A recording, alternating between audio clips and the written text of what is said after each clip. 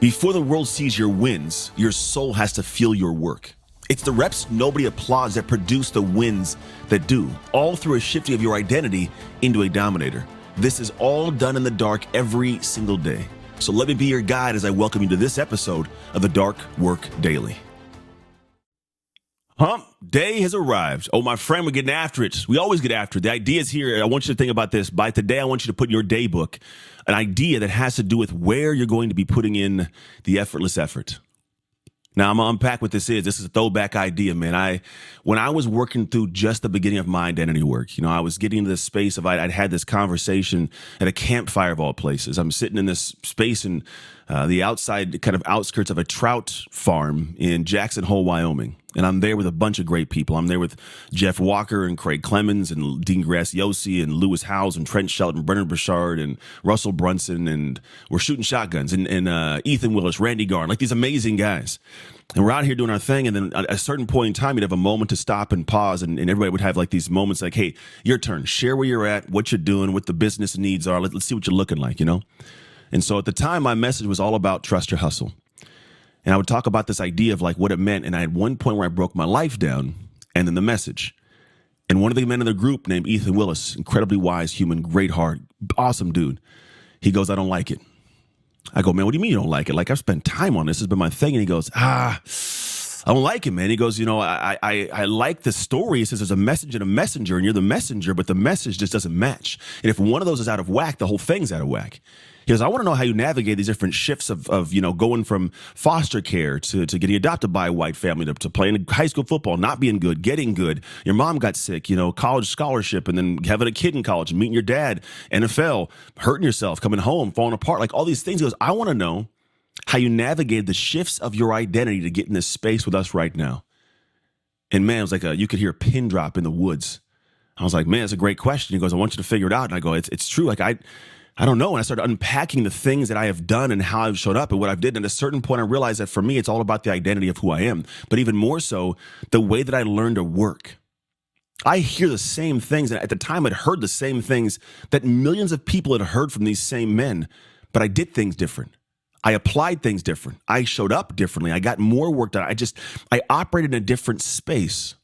And in doing so, it put me in a room with these people. And I realized there's more to it than that. But here's the crazy part. I have learned to work at a level to where I will give the effort that is hard in the beginning, but eventually becomes so normalized to who I am, it becomes hard not to do it. And I find the effort gets given, but doesn't tear me apart anymore. I call it effortless effort. It's when the hard becomes easy.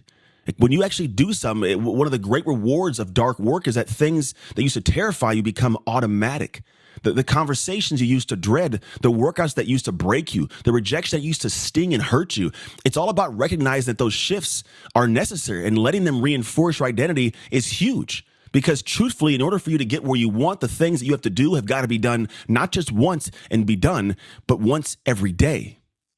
And that's a hard thing for a lot of folks. What they find is that they don't have the gumption, the willpower, the energy, and they go kaput. Their brain blows up. They can't do anything. I'm done. I make a good excuse to not do it. But the truth is that still has to be done. And the people that you want to hang around with, the table you want to sit at, that's their typical Tuesday, and one of 15 things just like that. If you can't do one, you can't do any. And if you're required to do 10 that day, 15 that day, but that one shuts you down, give up or lean in. You have to go to a point where you've built this muscle to where it becomes effortless effort. Think about the person who decides they want to get in shape and they start their workout regimen. They can barely walk around the block, we'll say. Then eventually they go 2 blocks, 3 blocks, and eventually they're running marathons. Walking the block is effortless. They're giving energy and effort, but because their threshold's so high now, that's effortless effort. I'm just doing that, no big deal. And someone goes, how do you walk around the block every day? Walk around the block? I run a marathon a week. Like there's a different framing of how the world works. That's a physical component, right? But the truth is there's a mental, and there's also a spiritual side to it. Because when you can lean into things that drain you, when it's hard for you to work on technology, hard for you to write things, to make asks, to pay attention, to focus, to learn, to apply, when all that stuff is hard, good, it lets you know you're in the right direction. The idea is the more you do it, the easier it should get. You get more effective, more efficient, more clear. Like at one point, it was so hard for me to do all the components of my speaking business to be able to create content and then to make a list and then to email the list and then have conversations and book the call and then have the keynote get sold and then get the logistics done for the keynote, then actually create the keynote, then show up on the day and then all these things, right? Now it's like, oh yeah, that's Monday from 8 to 9. And then I got more, 9 to 10, 10 to 11, 11 to 12, till 4 o'clock sometimes. That's just normalcy now. That was hard in the beginning. Now it just happens like that. And I'm on to the next thing. So much so I can add multiple companies and run them. I'm not a better human. I have just created a muscle that allows me to have the strength to have effortless effort in it. So for you, I want you to think about where in your life are you showing up and doing these things or not doing these things. And I want you to write in your dark work day book, like what are the things that you for sure want to have effortless effort in time. So I want you to have this. Go into your day book, write this down. What are 1 to 3 things that you find now take a lot of energy and a lot of effort, that you in time want them to be effortless effort tasks? And I want you to share them with the community if you can, because I want to chime in and see what they are, how I can help you navigate those and adjust those. Because truthfully, that's what's required of us. To be able to say, if I have a dream, I must pursue it properly. And proper pursuance is pushing through to where I develop a muscle and eventually have that effortless effort. What's beautiful about this whole thing is after a while, success becomes second nature. It just happens. You get the Midas touch and people will assume like there's something special about you. How do you make it look so easy? Because the tasks that I have to do, they in fact are easy now. Were they always easy? Absolutely not. But I kept in it. I learned.